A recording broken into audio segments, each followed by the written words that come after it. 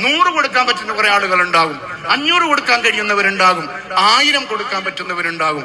ചില ഉസ്താദുമാരൊക്കെ അവരെ നാട്ടിൽ അവർ SKSF കൊടുക്കണം, അത് കഴിഞ്ഞ് വേറെ സ്ഥലത്ത് കൊടുക്കണം, അവരുടെ മദർസയിൽ ഒരു ദിവസത്തെ ശമ്പളത്തിന്റെ വിഹിതം കൊടുക്കണം, പിന്നെ അതുപോലെ തന്നെ അവരുടെ മഹലിൽ കൊടുക്കണം. ഇങ്ങനെ പല ഐറ്റം കൊടുക്കണം.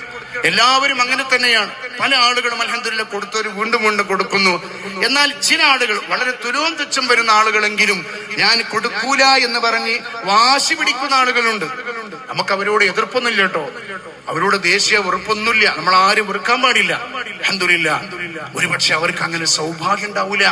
ഈ വലിയ നന്മയിൽ പങ്കാളിയാകാൻ ഒരു ഭാഗ്യം വേണ്ട. 100 കൊടുത്തിട്ട് അത് കൊടുക്കാൻ പറ്റൂല എന്ന് പറയുമ്പോൾ നമ്മളെന്ത് മനസ്സിലാക്കിയാൽ മതി, ആ മനുഷ്യർക്ക് ഈ വലിയൊരു സുഹൃത്തത്തിൽ പങ്കാളിയാകാൻ തൗഫീഖ് ഇല്ലാതെ മനസ്സിലായി. വേറെ നമ്മൾ അവരെ ആരും എതിർക്കാൻ പോകണ്ട. നമ്മുടെ രീതിയും അതല്ല. നമുക്ക് എല്ലാവരോടും കൊടുക്കണം എന്ന് പറയാം, അതൊരു വലിയൊരു സേവനമാണ്.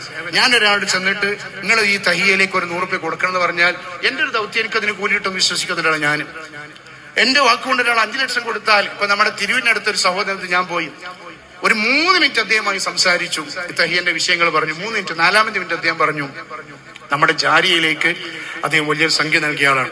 അപ്പൊ എന്നോട് പറഞ്ഞു, തങ്ങളെ ഞാൻ ഇൻഷാ അല്ലാഹ് ജാരിയയിലേക്ക് തന്ന അതേ സംഖ്യയിലേക്ക് തരാം. ജാരിയയ്ക്ക് 5 ലക്ഷമാണ്, ഇതിലേക്ക് ഞാൻ 5 ലക്ഷം തരാം. ഇൻഷാ അല്ലാഹ് നമുക്ക് അതിന്റെ വർക്കും കാര്യങ്ങളും നടക്കും, വേണമെങ്കിൽ കൂട്ടാന്ന് പറഞ്ഞു. സിമ്പിളായിട്ട് 3 മിനിറ്റ് കൊണ്ട്